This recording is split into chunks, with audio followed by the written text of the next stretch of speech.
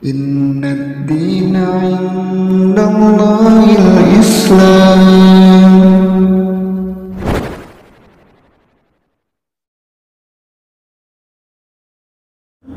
Ketika menghadapi masa-masa pemilu, baik pemilihan kepala negara maupun kepala daerah, sebagian kita kebingungan karena ada yang menyuarakan tidak bolehnya hal ini dengan sikap keras dan ngotot. Namun sebagian ulama bahkan memandang tetap harus nyoblos dengan memandang maslahat dan mudaratnya.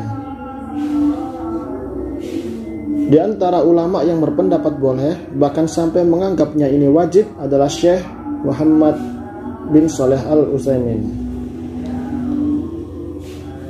Syekh Muhammad bin Shalih Al-Utsaimin rahimahullah, ulama besar Saudi Arabia, dalam muhadarah beliau yang disadur dalam Liqa Al-Bab Al-Maftuh pada pertemuan ke-211, Syekh rahimahullah pernah ditanya, apakah hukum pemilu saat ini di Kuwait?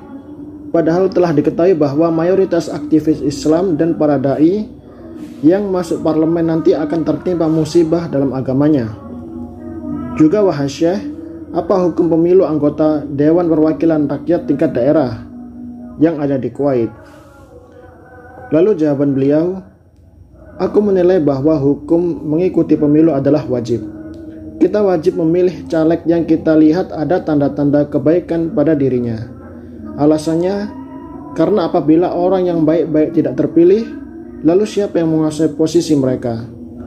Pasti orang-orang yang rusak atau orang-orang yang polos yang tidak ada pada mereka kebaikan, tidak pula kejelekan, yang condong mengikuti kemana angin bertiup.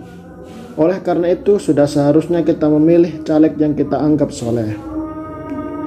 Jika ada yang mengatakan kita memilih satu orang yang soleh, akan tetapi kebanyakan anggota DPR bukan orang-orang yang soleh, maka kami katakan tidaklah mengapa. Satu anggota dewan ini, jika Allah berkahi dan menyuarakan kebenaran di DPR tersebut, maka satu anggota dewan ini pasti akan memberikan pengaruh.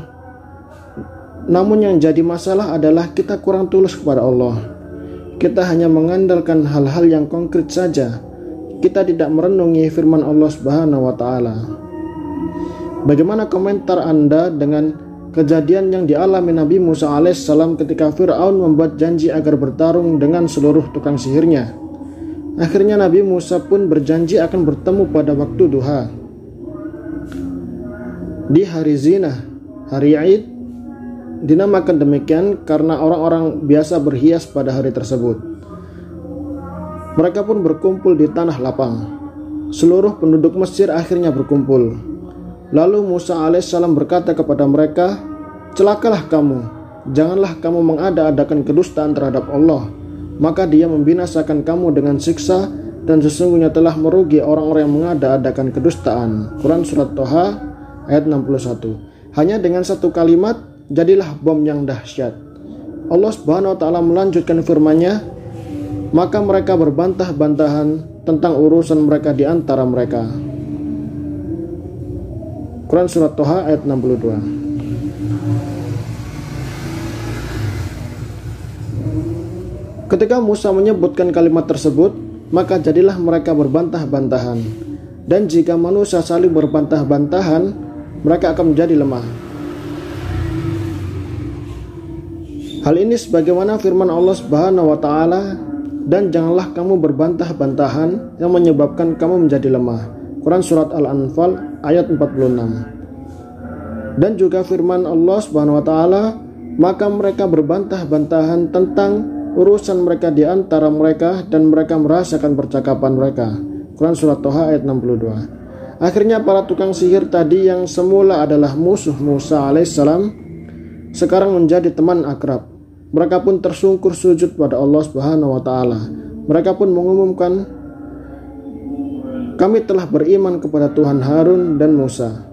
Quran Surat Toha ayat 60. Mereka berani mengatakan demikian sedangkan Fir'aun berada di hadapan mereka. Lihatlah, hanya dengan satu kalimat kebenaran dari satu orang di hadapan sejumlah orang yang begitu banyak dan dipimpin oleh penguasa yang paling sombong, ternyata bisa menimbulkan pengaruh. Maka aku katakan, walaupun dalam parlemen hanya ada sedikit orang baik, nantinya mereka akan bermanfaat, namun wajib bagi mereka untuk tulus kepada Allah. Adapun pendapat tidak boleh masuk dalam parlemen karena tidak boleh bagi kita berserikat dengan orang-orang fasik yang gemar bermaksiat. Jadi tidak boleh duduk-duduk bersama mereka. Apakah kami katakan kami duduk-duduk untuk menyetujui pendapat mereka? Maka jawabannya, kita duduk dengan mereka, namun kita menjelaskan kebenaran kepada mereka. Sebagian ulama yang merupakan saudara kami mengatakan tidak boleh ikut serta dalam parlemen. Alasannya karena orang yang istiqomah dalam agamanya duduk dengan orang yang memiliki banyak penyimpangan. Apakah orang yang istiqomah ini duduk untuk ikut menyimpang atau dia dapat meluruskan yang bengkok? Maka jawabannya tentu untuk meluruskan yang bengkok dan memperbaikinya. Jika sekali ini dia gagal untuk meluruskannya, maka nanti dia akan berhasil pada kesempatan kedua. Lantas penanya bertanya kembali, bagaimana dengan pemilu untuk DPRD wahai Syekh? Maka jawaban beliau, semua jawabannya sama selamanya. Pilihlah caleg yang dianggap baik, lalu bertawakallah kepada Allah. Yang kedua yaitu Syekh Khalid Muslih Hafizullah, murid sekaligus menantu Syekh Muhammad bin Shalih Al-Utsaimin. Syekh Khalid Muslih Hafizullah ditanya, wahai Syekh, barangkali engkau mengetahui bahwa sebentar lagi akan berlangsung pemilihan presiden di Prancis, apakah boleh kaum muslimin mengikuti pemilu tersebut? Perlu diketahui bahwa seluruh calon pemimpin yang ada adalah non-muslim. Lantas jawaban beliau, suatu hal yang diketahui oleh setiap orang yang berilmu dan pandai berpikir bahwa syariat Islam yang berkah ini selalu menginginkan mendatangkan kemaslahatan bagi setiap hamba dalam agama dan dunia mereka, juga mewujudkan maslahat di dunia, tempat mencari penghidupan, dan akhirat, tempat mereka kembali. Syariat ini semuanya bertujuan untuk semata-mata mewujudkan murni maslahat atau maslahat yang lebih dominan, juga untuk menihilkan mafsadat atau kerusakan atau meminimalkannya. Hal ini dapat disaksikan pada setiap hukum, baik dalam masalah ushul menyangkut akidah atau keimanan, maupun furu, hal-hal selain ushul. Kapan saja didapati maslahat murni ataupun maslahat yang lebih dominan, maka Allah pun akan mensyariatkannya. Oleh karena itu, ketika kaum muslimin yang berada di negeri barat itu sudah merupakan bagian dari masyarakat yang ada, maka mereka memiliki berbagai hak. Maslahat internal maupun eksternal tidak mungkin tercapai melainkan dengan ikut serta dalam kancah politik, baik dengan mencoblos dalam pemilu dan pencalonan pemimpin. Menurutku tidak diragukan lagi bahwa hal ini dibolehkan karena terdapat pengaruh dan manfaat yang begitu besar. Hal ini juga bisa menghilangkan mudarat bagi kaum muslimin yang ada di dalam maupun di luar negeri. Dengan ini semua akan tercapai pengaruh besar yang dapat mewujudkan maslahat dan mengamankan kepentingan kaum muslimin. Kebanyakan negara yang memiliki hubungan multilateral berusaha untuk bisa punya suara dan pengaruh untuk bisa mewujudkan kepentingan dan menjaga maslahat mereka. Oleh karena itu, kaum muslimin janganlah meninggalkan hal yang dapat menjaga kepentingan mereka dan menguatkan suara mereka serta melindungi komunitas mereka dengan segala macam cara yang memungkinkan.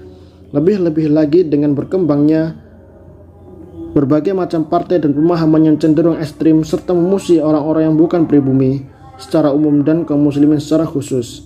Kepada Allah kami mohon agar kita semua senantiasa mendapat taufik dalam kebaikan. Allahu a'lamu bissawab.